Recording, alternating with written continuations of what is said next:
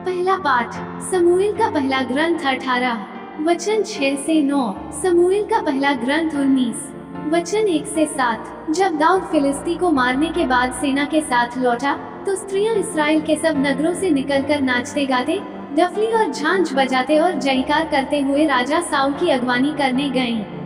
वे नाचती हुई यह गा रही थी, साउल ने सहस्रों को मारा और दाऊद ने लाखों को। साउल ये सुनकर बुरा मान गया और बहुत अधिक क्रुद्ध हुआ। उसने अपने से कहा, उन्होंने दाऊद को लाखों दिया और मुझे केवल सहस्रों को। अब राज्य के सिवा उसे किस बात की कमी है। उस समय से साउल दाऊद को ईर्ष्या की दृष्टि से देखने लगा। साउल ने दाऊद की हत्या के विषय में अपने पुत्र योनातान और अपने सब दरबारियों से बातचीत की। साउल का पुत्र योनातान दाऊद को बहुत प्यार करता था, इसलिए उसने दाऊद से कहा, मेरे पिता साउल तुमको मार डालना चाहते हैं।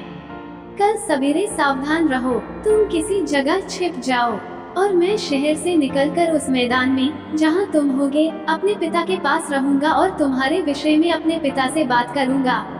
जो कुछ मालूम होगा मैं तुम्हें बता दूंगा। योनातान ने दाऊद का पक्ष लेकर अपने पिता से यह कहा, राजा अपने सेवक दाऊद के साथ अन्याय न करे, क्योंकि उसने आपके विरुद्ध कोई पाप नहीं किया। उल्टे उसने जो कुछ किया उससे आपको बड़ा लाभ हुआ। उसने अपनी जान हथेली पर रखकर उस फिलिस्ती को मारा और इस प्रकार प्रभु ने सारे इसराइल को महान विजय दिलाई। आपने ये देखा और आनंद मनाया।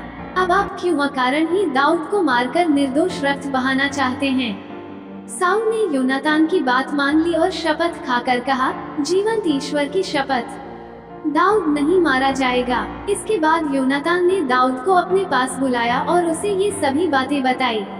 योनातान दाऊद को साउल के पास ले आया और वह फिर पहले की तरह साउल के साथ रहने लगा।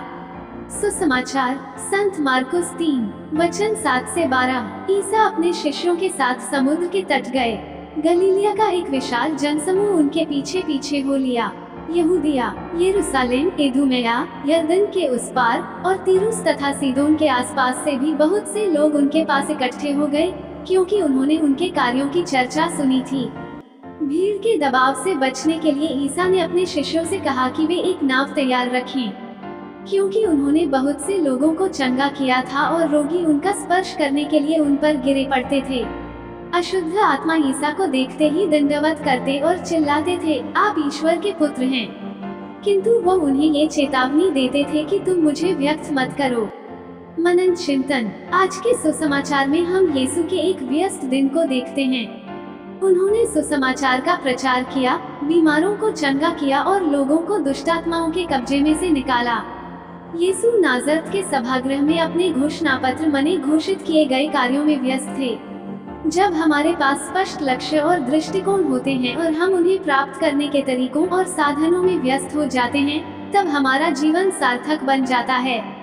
यीशु ने बहुत अर्थपूर्ण जीवन जिया। हमें अपने विश्वास के सार के बारे में अपने आप को याद दिलाने की जरूरत है।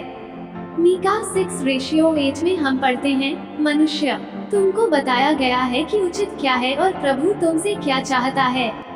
यह इतना ही है, न्यायपूर्ण व्यवहार, कोमल भक्ति और ईश्वर के सामने विनयपूर्ण आचरण। क्या हम अपने विश्वास और आध्यात्मिकता के सार के बारे में चिंतित हैं या बेकार की बातों में व्यस्त हैं? आमीन।